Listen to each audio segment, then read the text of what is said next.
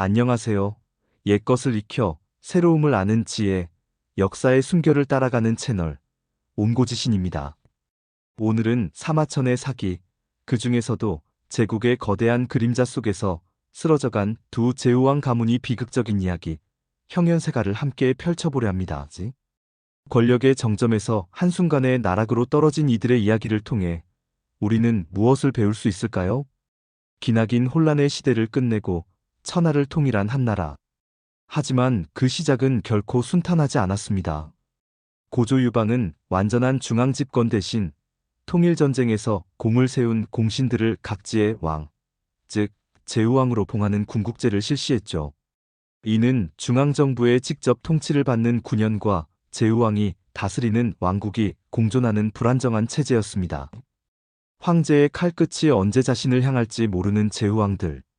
중앙과 지방의 팽팽한 긴장감 속에서 역사의 무대는 두 가문의 비극을 준비하고 있었습니다. 바로 통일전쟁의 공로자였던 형왕 유가와 뛰어난 책략가였던 연왕 유택의 가문입니다. 먼저 만나볼 인물은 형왕 유가. 그는 한고조 유방의 사촌형으로 초안전쟁 시기 유방의 가장 든든한 우군 중 한 명이었습니다. 유가는 초안전쟁 시기 유방의 편에 서서 항우의 후방을 교란하는 데 결정적인 역할을 수행했습니다. 특히 팽성대전에서 유방이 대패했을 때 후방에서 초나라의 보급로를 끊어 전세를 유지하는 데 기여했습니다. 유가의 주요 활약상을 타임라인으로 보면 다음과 같습니다. 그의 활약이 없었다면 어쩌면 역사는 다른 방향으로 흘러갔을지도 모릅니다. 이러한 혁혁한 공을 인정받아 그는 마침내 광대한 회하 유역을 다스리는 형왕의 자리에 오르게 됩니다. 하지만 피로 얻어낸 평화는 너무나도 짧았습니다. 통일 후 유방은 자신과 성씨가 다른 이성 제후왕들을 하나둘씩 숙청하기 시작합니다. 칼바람이 부는 정치판 속에서 회남왕 영포는 극심한 불안감에 휩싸여 결국 반란을 일으키고 말죠. 영포는 유가에게 동참할 것을 제안했지만 유가는 단호히 거절하고 황제에 대한 충의를 지켰습니다. 그러나 홀로 영포의 대군을 막아내기엔 역부족이었습니다. 유가는 전투에서 패배하고 비참한 최후를 맞이합니다. 왕이 된 지 불과 5년 만의 일이었습니다. 유가의 죽음은 단순히 한 제후왕의 몰락으로 끝나지 않았습니다. 그의 왕국은 폐지되고 그 땅은 유방의 조카인 유비가 다스리는 오나라에 편입됩니다. 새로운 오왕이 된 유방의 조카 유비는 유가의 죽음을 목격하며 중앙정부에 대한 불신과 반감을 키워나갔습니다.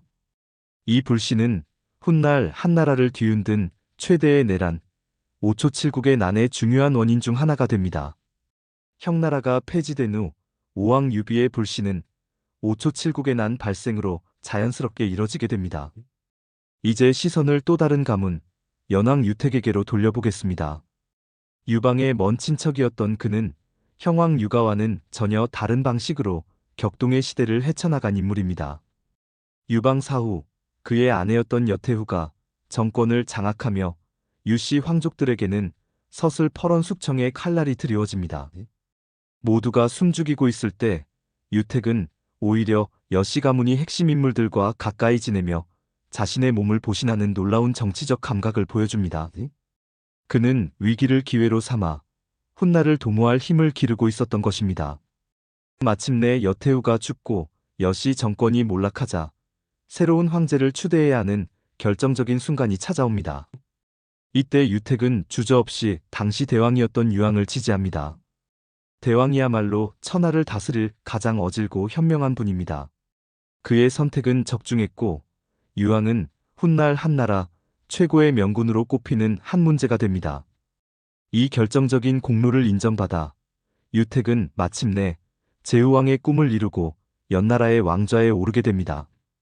그러나 책략으로 쌓아 올린 가문은 내부에서부터 무너져 내리기 시작했습니다. 유택의 아들 유정국은 아버지가 물려준 왕자를 당연하게 여기며 온갖 패륜과 악행을 저질렀습니다. 아버지의 후궁을 탐하고 며느리와 동생을 겁탈했으며 무고한 신하를 죽이고 재산을 빼앗는 등 그의 죄악은 끝이 없었습니다. 결국 그의 폭정은 당시 황제였던 한무제의 귀에까지 들어가게 됩니다. 진노한 황제는 즉시 조사를 명했고 모든 죄악이 사실로 밝혀지자 유정국은 스스로 목숨을 끊었습니다.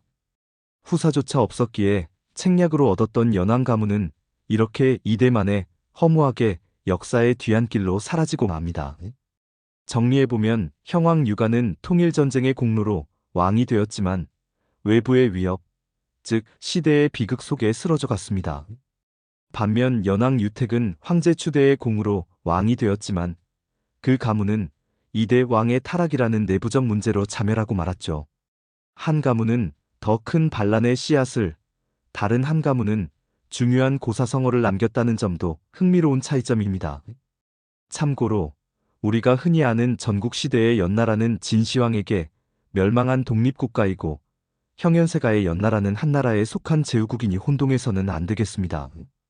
형연세가는 오늘날 우리에게도 익숙한 고사성어의 유래를 만들었습니다. 바로 격살무론입니다. 연왕 유정국의 죄악을 고발하는 상소문에 왕이 법을 무시하고 사람을 함부로 때려 죽인다는 의미로 격살이라는 표현이 등장합니다. 여기서 유래한 격살무론은 때려 죽여도 죄를 논하지 않는다는 무시무시한 뜻으로 법과 절차를 무시하고 즉결 처분해도 좋다는 극단적인 상황을 의미하게 되었습니다.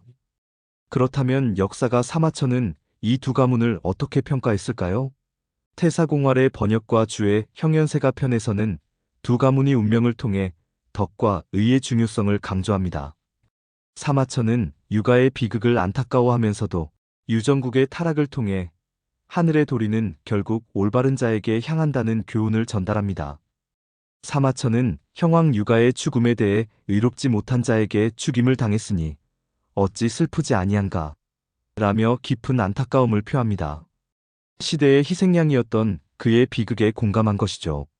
반면 연왕 가문에 대해서는 아비는 책략으로 몸을 보전했으나 그 아들은 음란하여 나라를 잃었으니 이것이 하늘의 도리가 아니겠는가 라며 날카로운 비판을 가합니다.